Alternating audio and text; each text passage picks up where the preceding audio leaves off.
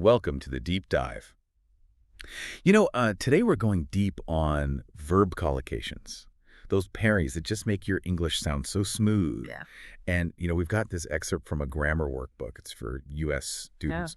We've got some really insightful notes based on it. So Mhm. we're ready to kind of unlock the secrets of fluent English. Yeah, like having all these great ingredients. Ooh, I like that. But without the recipe, the Yeah. dish just doesn't come out quite right. That's a perfect analogy. So, Right. so what exactly are verb collocations? Because, we hear this term all the time, but it can be a little fuzzy. Well, in the simplest terms, verb collocations, they're verbs that just naturally go together with certain other words. Mhm. And native speakers use them all the time without even thinking about it. But for English language learners, Right. mastering these is really a game changer. Okay, so can you give us like a really clear example? Absolutely. Yeah. Let's take the classic example. Make a phone call versus do a phone call. Right. Grammatically, both might seem possible, but only make a phone call really sounds natural to a native speaker. A phone call just sounds so off. Yes. Yeah. So is there like a clear rule for why certain words pair up, or is it? Not really. Oh. It's more about how the language has evolved over time, Uh-huh. and that's what makes it so intriguing. It's not always about logic, but developing that ear for what sounds right. I love that. So we know that verb collocations, they make us sound natural. Yes. But why else should our listener care about these? Well, they can make you a more effective communicator. Okay. Whether you're writing an email, giving a presentation, or just chatting with friends, Mm.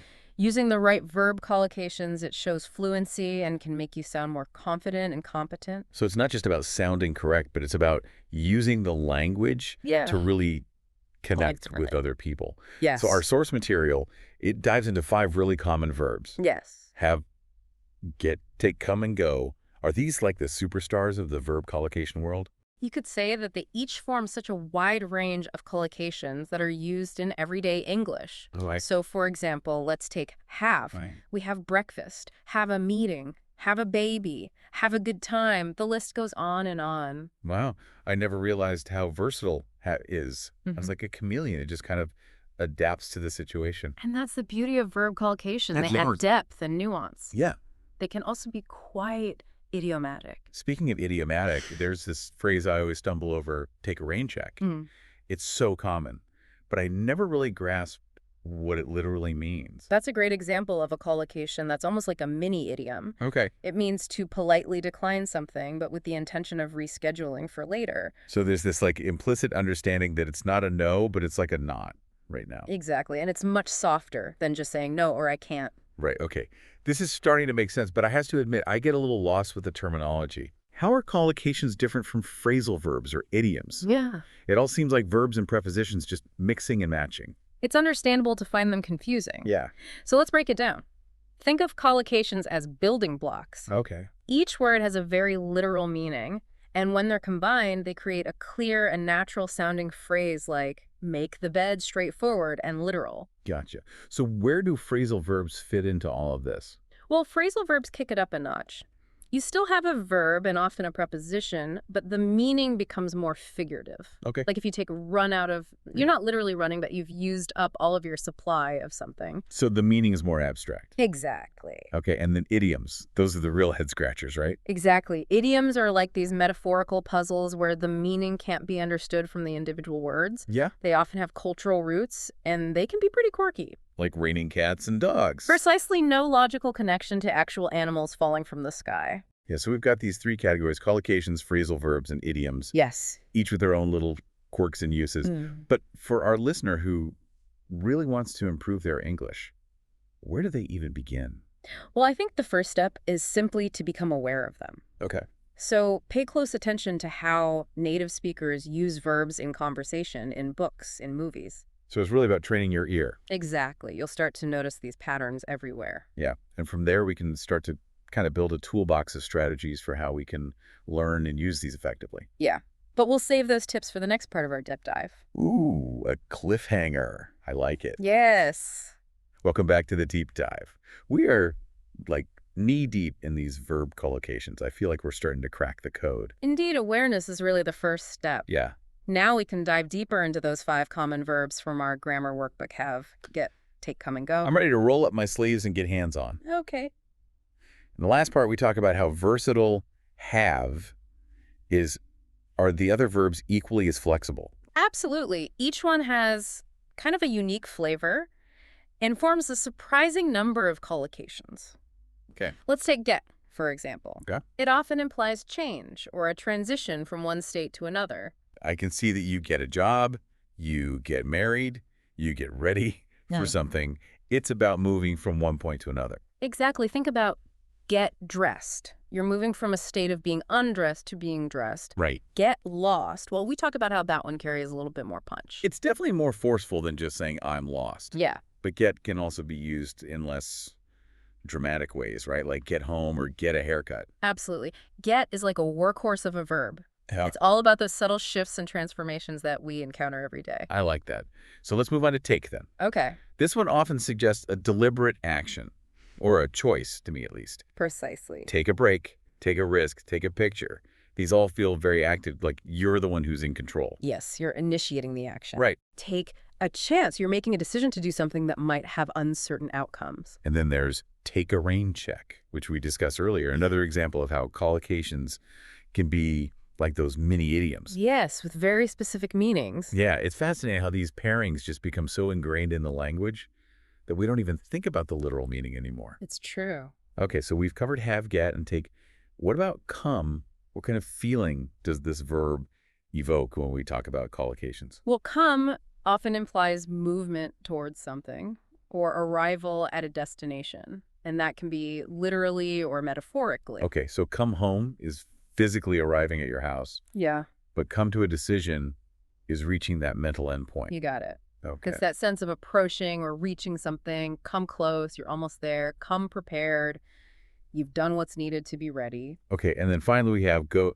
I'm guessing this one's all about movement away from something. Exactly. Think go to work, go on vacation, go crazy. It's about leaving a point and heading in a new direction physically or metaphorically.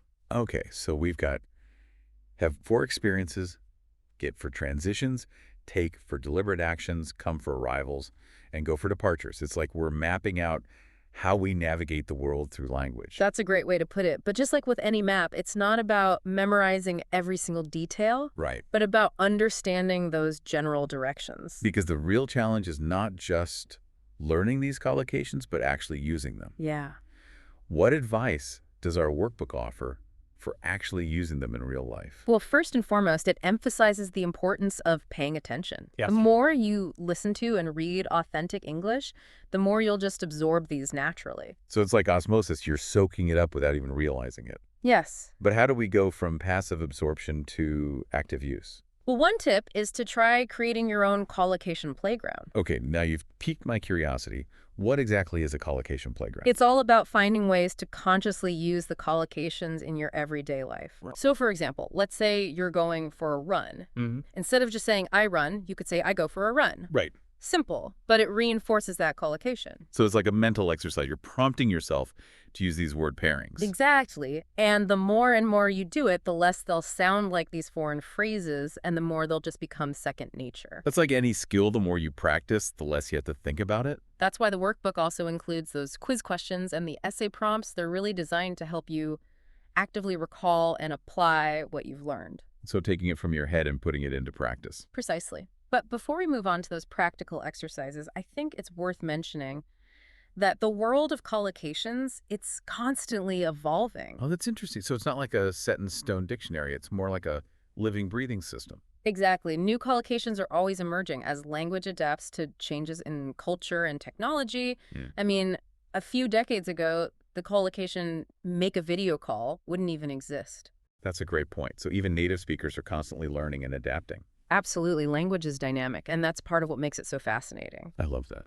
So how can our listener kind of keep up with these changes and continue to expand their collocation vocabulary?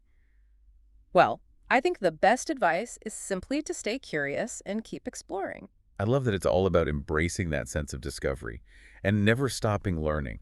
But before we get too carried away with the excitement of lifelong learning, I think it's time to bring things back down to earth with those practical exercises from our workbook. A good idea in the final part of our deep dive will explore those quiz questions and essay prompts in more detail, give you the tools to test your knowledge, and put these collocations to the test. Welcome back to the deep dive. We've covered so much ground with verb collocations, explored those workhorse verbs, built our own collocation playgrounds. Yeah. Now it's time to put all that knowledge to the test. Indeed, our grammar workbook has some great exercises to help really solidify your understanding. I am ready to flex these collocation muscles. Okay. What kind of exercises are we talking about? Well, first up, we've got a set of quiz questions. Okay. These are designed to challenge your recall and really make sure that you've grasped those meanings of different collocations. So it's not just about recognizing the collocations, but actually knowing what they mean. Exactly. So, for example, one question might ask you to choose the correct collocation to complete a sentence. Okay. Like, she blanks a decision to quit her job. Oh, Would you use made took or did? okay, that's a good one. I can see how that would make you think carefully about the nuances. Precisely. And the answer, of course, is made. Made a decision. She made a decision. Right, it's those little distinctions that can make all the difference. Yes. So the quiz questions are all about testing our knowledge of specific collocations. What about the essay prompts up? Those sound a little bit more intimidating. Well, they're not meant to be intimidating. Okay. They're more designed to encourage you to think critically about how collocations function in different contexts. Okay, so can you give us for instance, what one of these essay prompts might look like? Well, one prompt might ask you to compare and contrast two similar collocations, Okay. like take a break and have a rest. Right. How are they similar? How are they different? And in what situations might you use one over the other? So it's about going beyond just knowing the definitions. Yes. And really understanding the nuance of how they're used. Exactly. It's about developing a deeper understanding of how collocations really contribute to that fluency and natural-sounding English. We'll be sure to include all of these quiz questions and essay prompts in the show notes, Yes. so you can really put your knowledge to the test. Yeah. But beyond these exercises, what's the best way for our listener to keep practicing and expanding that collocation vocabulary? Well, I think it comes back to that idea of the collocation playground that we talked about. Right. Make that conscious effort to incorporate collocations into your everyday conversations, your writing, even your thoughts. So it's about turning language learning into a habit, something that you just do without even thinking about it. Precisely. And remember, it's a journey, not a destination. I like that. There will always be new collocations to discover and new ways to express yourself. So the key is to stay curious, keep exploring, and never stop playing on that collocation playground. I love that. Well, on that note, it's time for us to wrap up this deep dive. Okay. I feel like we covered a lot of ground today, from the basics of verb collocations to strategies for how to actually master them. I hope our listener feels empowered to go out there and start using these powerful word pairings in their own English. Absolutely fluent English. It is within your reach. It is. Keep practicing, keep exploring, and who knows, maybe you'll even come up with some brand new collocations of your own. Happy learning.